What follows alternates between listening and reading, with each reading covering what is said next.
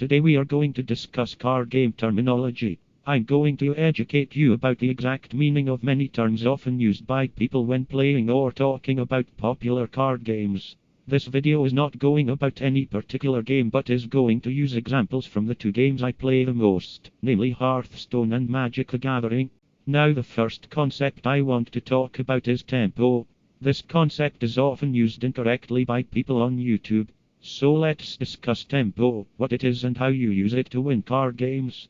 Tempo decks typically aim to use efficient spells and creatures to deal with opponents' threats by using fewer resources in the process of dealing with the threat than what it cost the opponent to play it. Now, this tempo advantage can be as simple as using fewer cards to deal with something than what your opponent used to play it. So basically using one card to deal with two cards of your opponent is a form of tempo advantage. Now there is a couple of variances in regards to this type of tempo advantage. Sometimes you are only dealing with one thing, but you get some other advantage while doing it.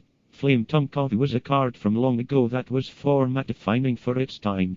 This beast dealt with one creature your opponent had but provided you with a creature as well. So it did two things: it developed your board as well as reducing your opponent's threats. These types of cards have been good in many card games. Hearthstone's version of cards like that is the Flick and Divine Slayer, all of which saw a decent amount of play in their standard days and are all very much still relevant today in Wild Hearthstone's eternal format. Sometimes you are dealing with a threat and gaining a resource of some sort yourself. These are cards like Annihilate, which kills a creature and draws you a card. Exclude is another one, countering a creature while increasing the cards you have available, both of which are excellent tempo cards. Now often you are not getting these types of apparent tempo advantages. Sometimes the tempo advantage is a little bit more subtle. Often in card games, a tempo advantage can be had by just using less mana to deal with a threat, even though all other resources used in dealing and playing the threat are the same.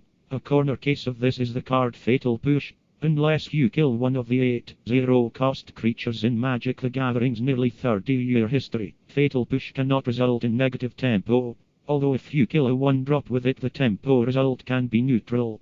Now in closing, we should discuss how you use tempo to win games. Simply, if you answer enough threats of your opponents by using less resource in answering than what they use in playing it, you are eventually going to break the bank. When you break the bank, your opponent runs out of threats or the resources to play their threats, and this results in them going in what is colloquially referred to as top deck mode.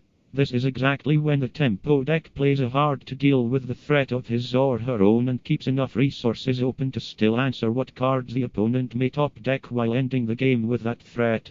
This is what tempo is. These are a specific type of deck that has had many deck archetypes belong to it over the years. In Hearthstone, the Rogue class has typically been designated as the tempo class, but no class is really immune from these concepts, although some are less concerned with it than others.